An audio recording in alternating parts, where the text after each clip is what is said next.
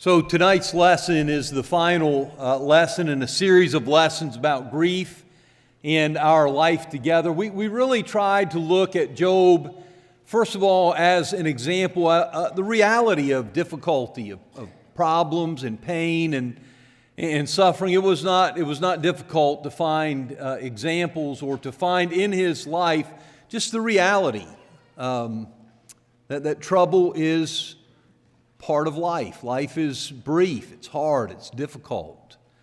And sometimes the things that we are most afraid of, the things that we dread the most, we see these things happening to other people. Well, at some point these things happen to us. And we really tried to talk through that in the first two lessons. Last week we started looking at how, and this is really the thrust of what we're doing, how do we in our life together, how do we walk through these things with people that we love? And you know, Job's friends, they had good intentions, but you remember what he says in Job 2 and verse 11, 16 and verse 2, I've heard many things like these, you are miserable comforters. Well, we said last week they did some things right.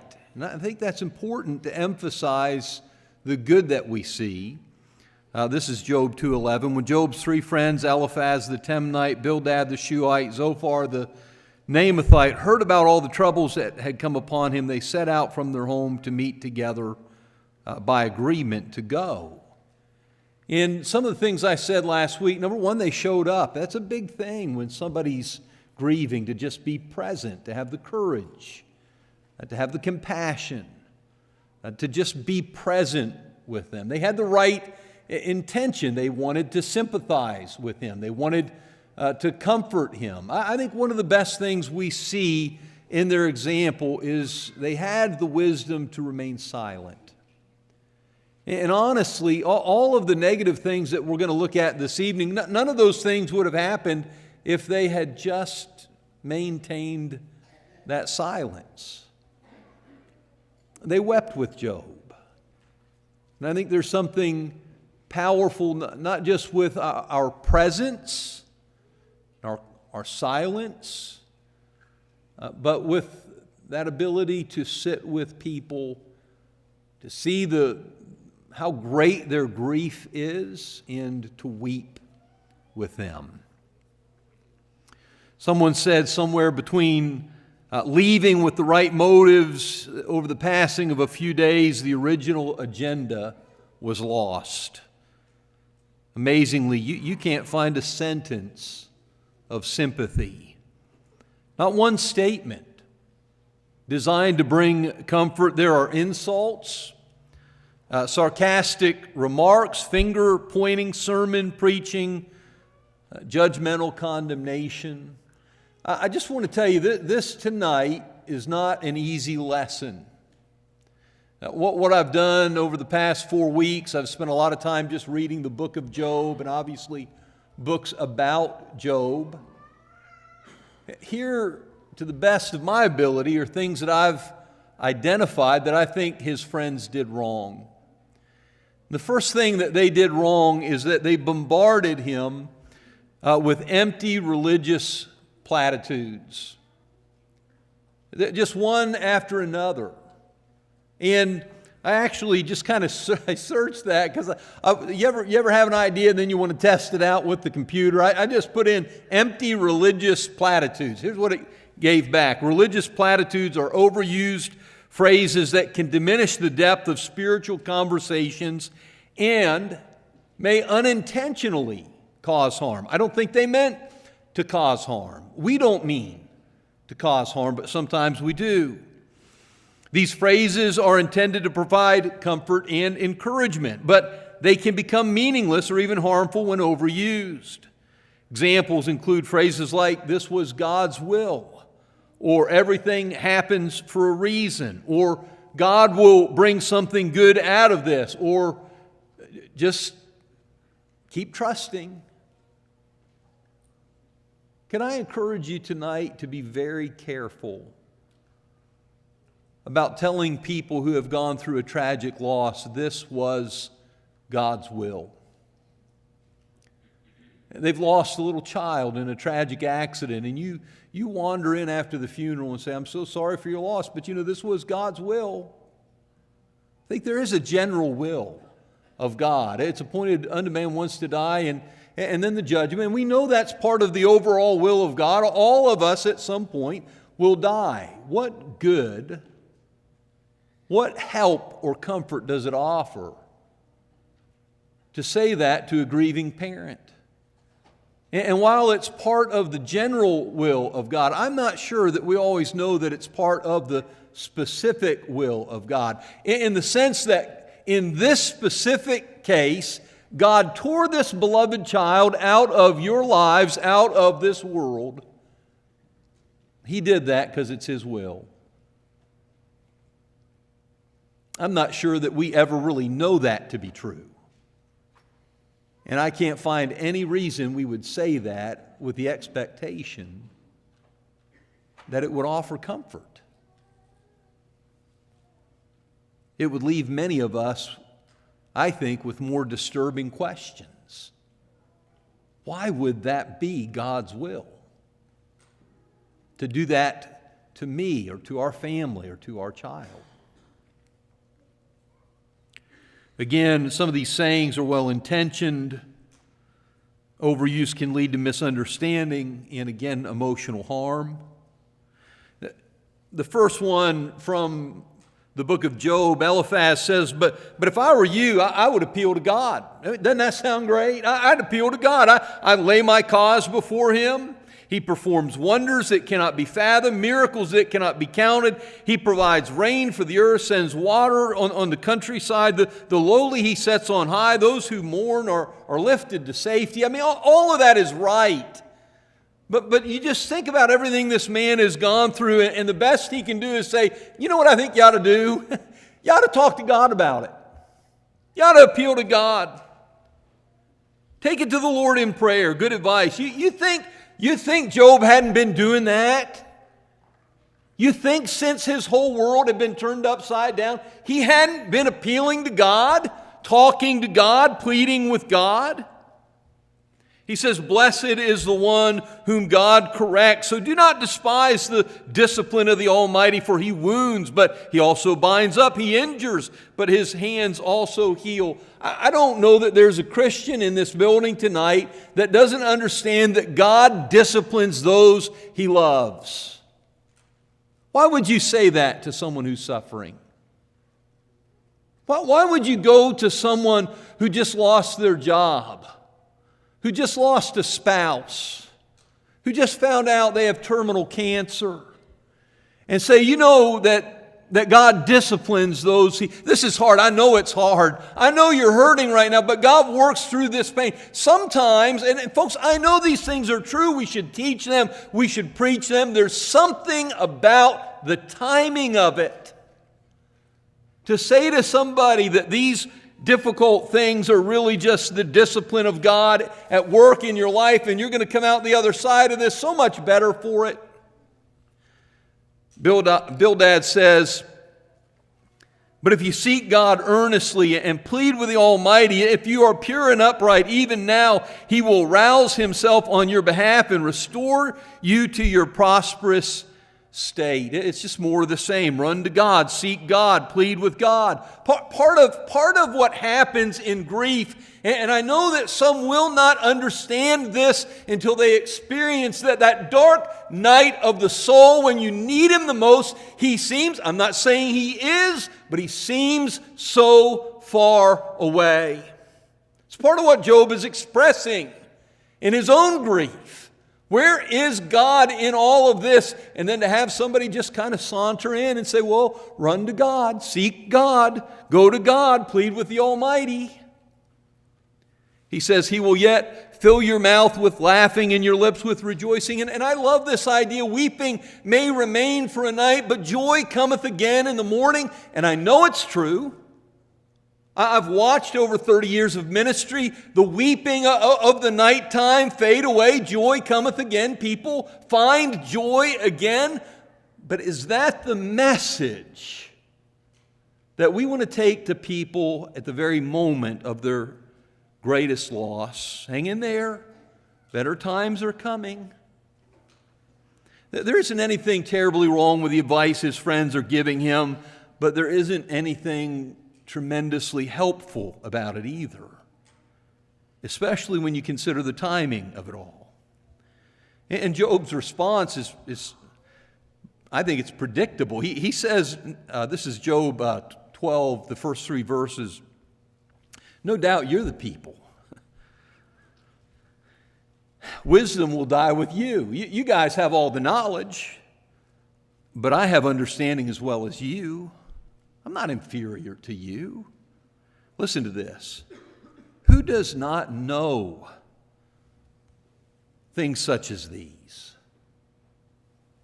He's saying, guys, I already know all of this. I know what you're saying is right.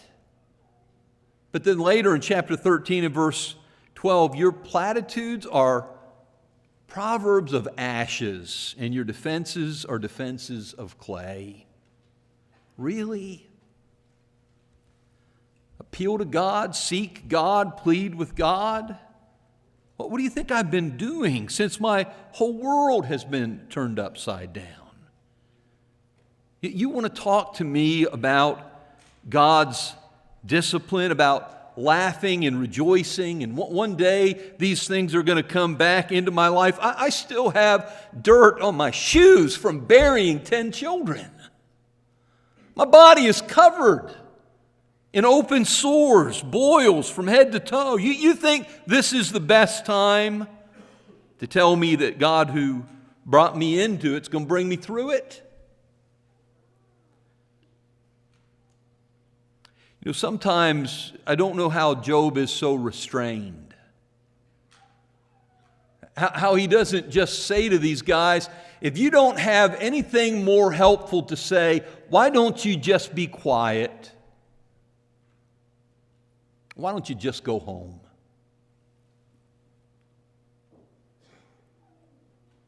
It's hard for me to understand this, but his friends accused him of sin.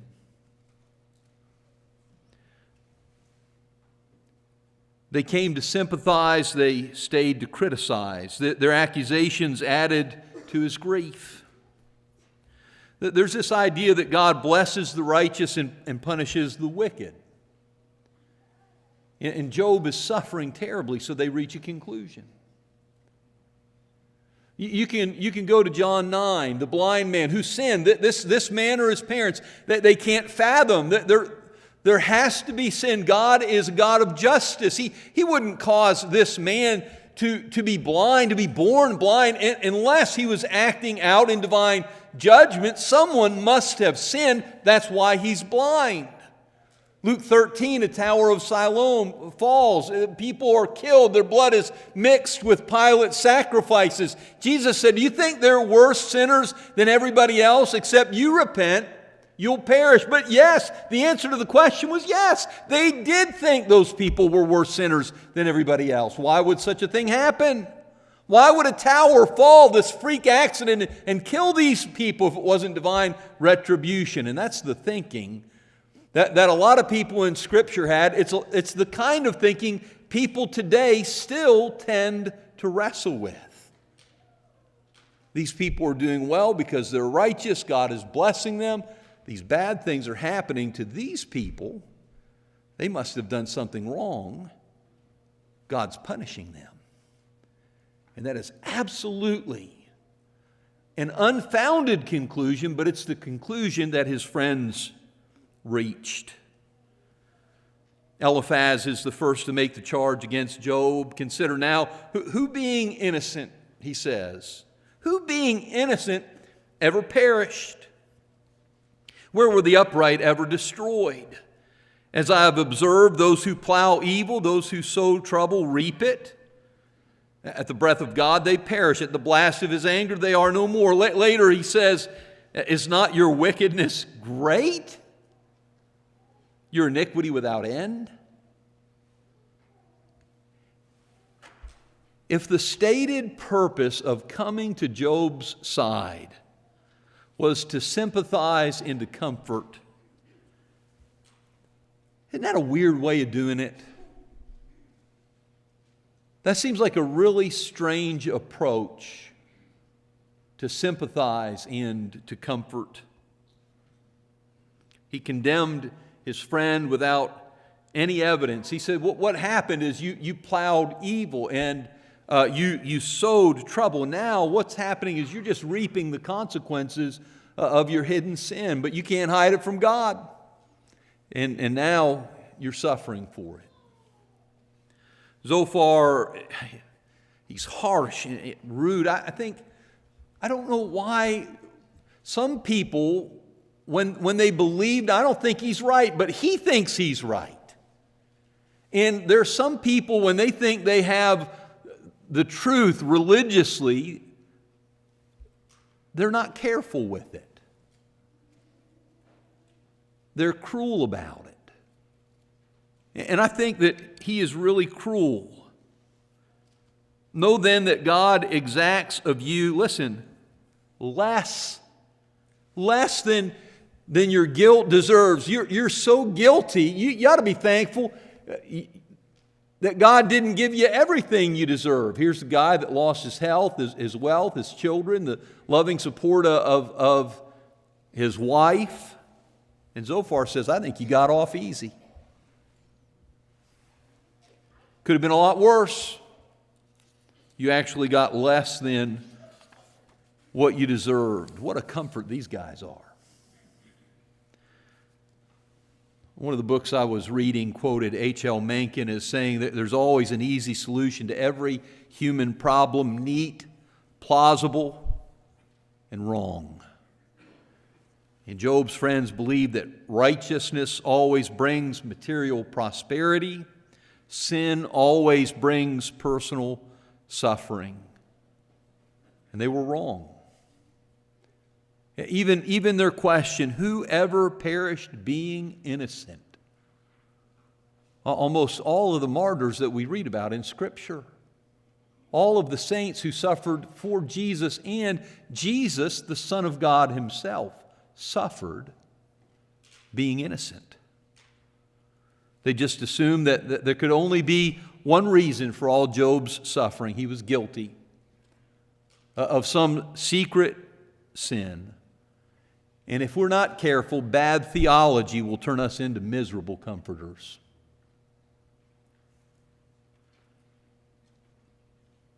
They falsely charged his children with sin.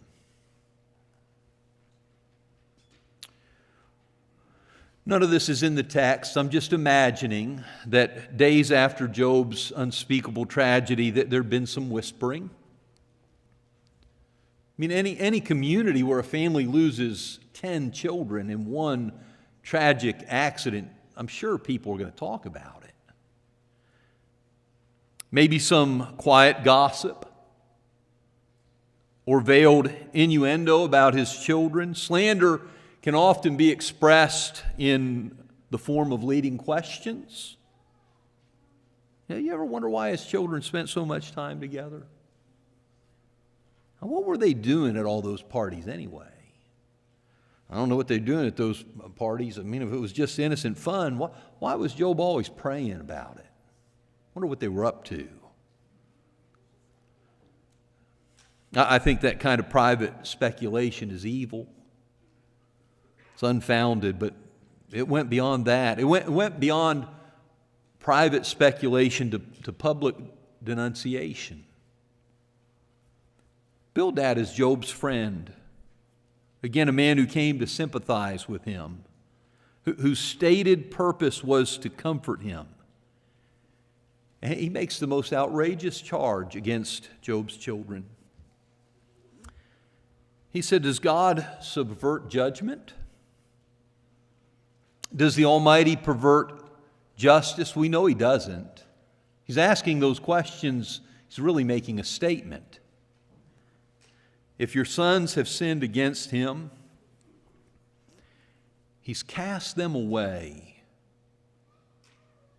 He's cast them away for their transgression.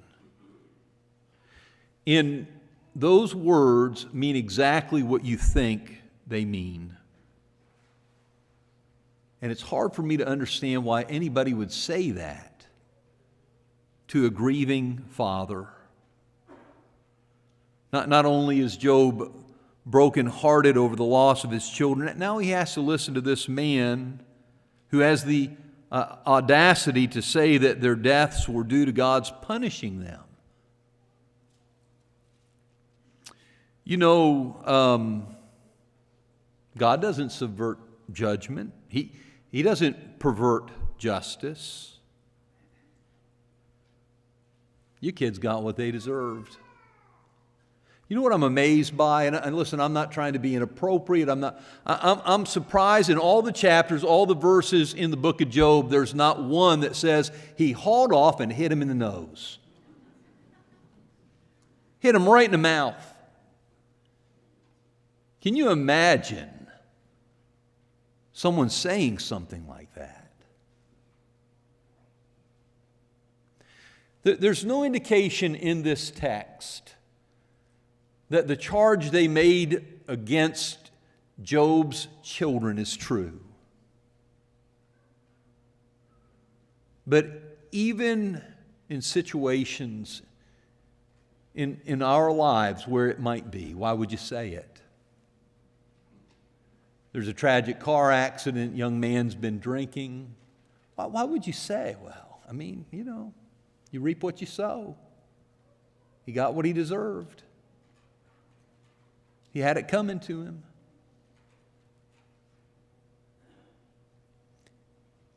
It's hard to understand why anybody would say things, anything like that. People do. These things aren't in the Bible because this random one-off thing that Job's friends, they behave this way. I think people do these things. And we don't want to be people like this. We don't want to use our words as a weapon to hurt people when they're already in so much pain. They claimed that he had forgotten God. I think what Bildad says here is true. It's a great thought, but it's not true about Job. Such is the destiny of all who forget God. So perishes the hope of the godless. What they trust in is fragile. What they rely on is a spider's web. They lean on the web, but it gives way. They cling to it, but it doesn't hold. And if you don't have God in your life, you don't have a solid foundation. Without the rock, the mighty rock of God, you may as well have a spider's web. It's weak and frail and flimsy, and if you lean on it, it's not going to hold you up. And all of that is true, but it's not true about Job. You can't say about this man that he had forgotten about his God. When he lost everything that mattered to him, this man got down on his face and he worshiped his God. And he said, naked I came from my mother's womb, and naked I shall return there. The Lord giveth, the Lord taketh away. Blessed be the name of the Lord. That doesn't sound like a man to me who has forgotten about his God. It's not true what they said about him. That the man who says, though he slay me, yet will I hope in God. I don't care how bad it hurts. God is my hope. It's just not true to say that he forgot about God, because he didn't.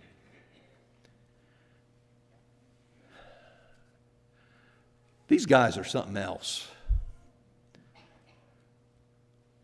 They bombard him with empty religious platitudes. They accuse him of sin. They charge his children with sin. They claim that he had forgotten God, that he had misplaced trust in things that are weak and flimsy like a spider's web. Now they complain that he wouldn't accept wisdom. Go read it. Read what they say and then read how Job responds and tries to explain. And then they launch another tirade against him and listen as he tries to defend himself against their charges. And here they come, one right after another. And he can't even defend himself. His friend says to him, if someone ventures a word with you, will you be impatient? Who can keep from speaking? Think how you've instructed many, how you've strengthened feeble hands. Your words have supported those who stumbled. You strengthened faltering knees, but now trouble comes to you. You're discouraged. It strikes you, you're dismayed. Should not your piety be your confidence and your blameless ways your hope? Job, you spent your whole life giving other people counsel. Telling them how to stand firm during the difficulties of life. Now the storms have come to you and you're irritable. You're good at giving advice, but you're unwilling to take advice. This just takes the cake, man. How long will you speak these things?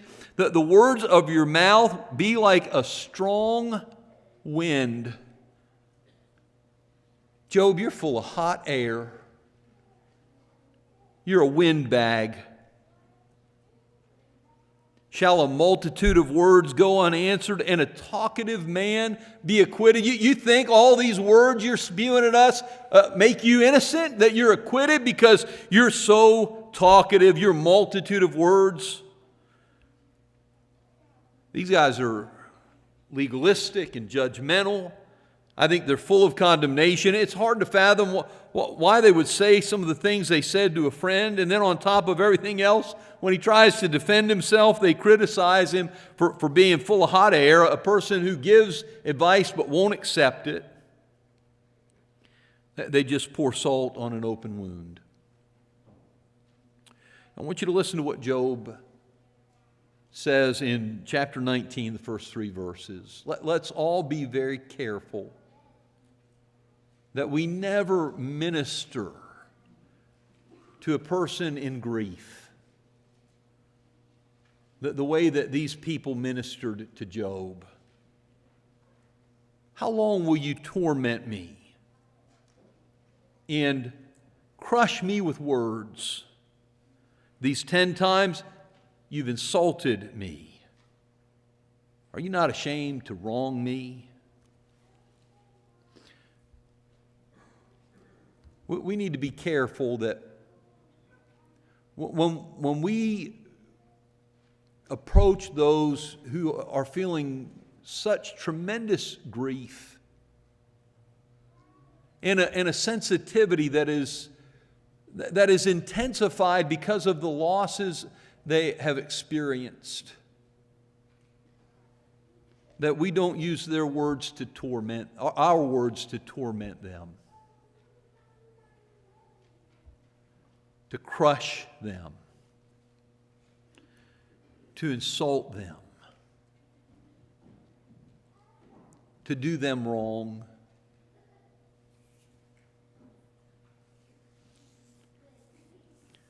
There's nothing comforting about words that Job describes with these words: torment, crush, insult, wrong. I want to say something that I think is very important as I conclude. First of all, there's no joy in that. This whole series has been difficult to read and study and prepare for, but of all of them, this is the worst. To think that there are people who would behave the way these friends behaved, it's hard to fathom. But I want to conclude with this. I hope you'll hold this in your heart.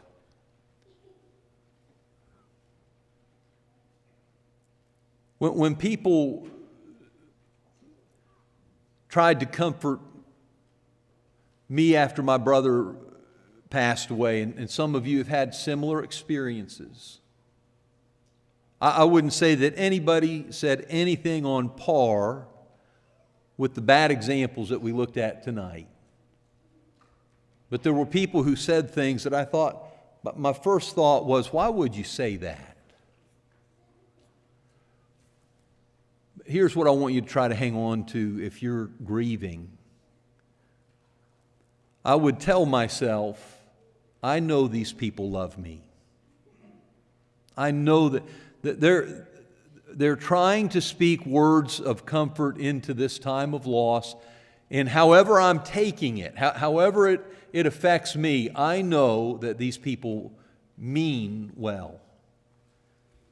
And they're talking to me the way they are because they love me. And I want to encourage you to hang on to that.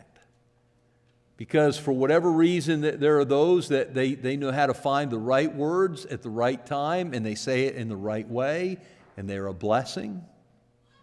And you're just going to have to remember that others mean well. And they're doing their best. And the reason that they're saying some of these things, even if they hurt, is because they do love you, and they're trying to comfort you.